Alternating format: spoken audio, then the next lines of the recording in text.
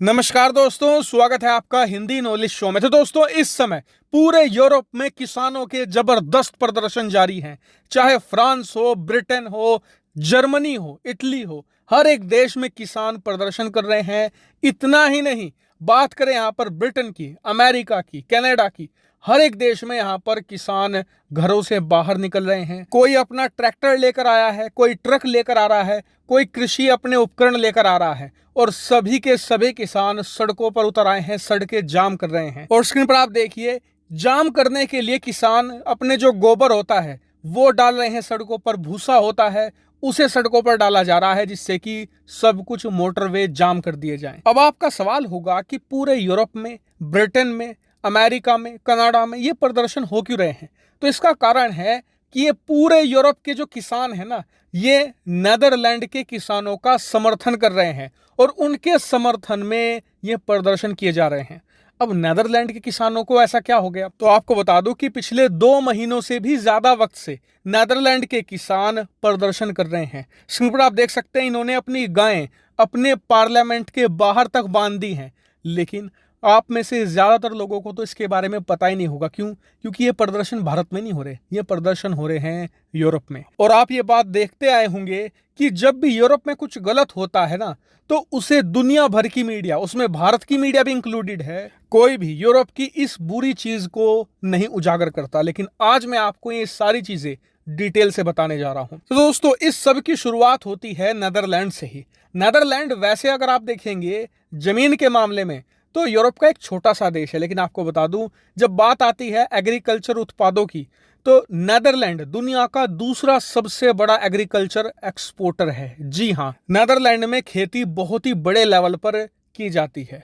अब इसी वजह से नेदरलैंड पर पिछले कई दशकों से इल्जाम लगते आए हैं कि यहां पर मवेशियों का उत्पादन भी बड़े लेवल पर किया जाता है। यहाँ पर गायें बहुत पाली जाती हैं, जिस वजह से जो गायों के फार्म होते हैं ना, वहां से अमोनिया भारी मात्रा में रिलीज होती है, जो वातावरण में मिलती है और भारी मात्रा में प्रदूषण फैलता है। अब ये तो एक कारण था। अब दूसरा कारण ये है कि नेदरलैंड में खेती भी बड़े लेवल पर की जाती है। अब यहाँ पर जमीन तो ज्यादा है नहीं, लेकिन फिर भी खेती ज्यादा कैसे होती है? क्योंकि यहाँ पर उर्वरकों का इस्तेमाल बहुत ज्यादा किया जाता है, नाइट्रोजन का बहुत बड़ा इस्तेमाल किया जाता है खेती में, जिससे कि बहुत कम जमीन में बहुत अच्छी पैदावार होती है।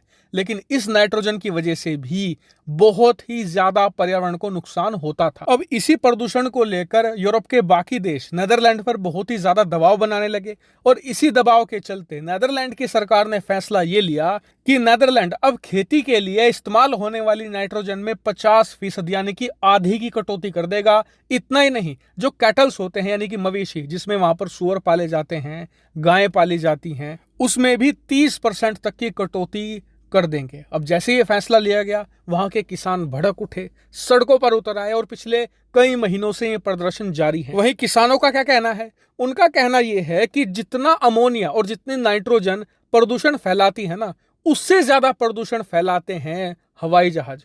उनसे जो रिलीज होती है ग्रीन हाउस गैसेज, उनसे हमें बहुत नुकसान होता है। इसके अलावा नेदरलैंड के अंदर जो फैक्ट्रियां हैं वो किसानों से ज्यादा प्रदूषण फैलाती है, लेकिन सरकार बड़े उद्योगपतियों को बचाने के लिए किसानों पर बुलडोजर चला रही है। और इसी को लेकर ये प्रदर्शन किए जा रहे हैं, जो पूरे यूरोप में फैल चुके हैं।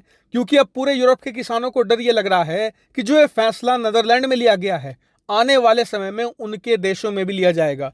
इसीलिए अभी के लिए नेदरलैंड के किसानों का समर्थन करते हैं और जहां से ये खेल शुरू हुआ है यानी कि नेदरलैंड में, वहां पर यह फैसला सरकार पर वापस करवा देते हैं, जिससे कि जो ये फैसला है उनके देश में भी लेने से पहले सरकार सोचेगी 100 बार। लेकिन इससे पहले कि आप यहां पर सरकार के बारे में या किसानों के बारे में कुछ भी कमेंट करें, मैं आपको सरकार का रुख भी बता देता हूं, ताकि यहां पर सभी पक्षों के साथ न्याय हो।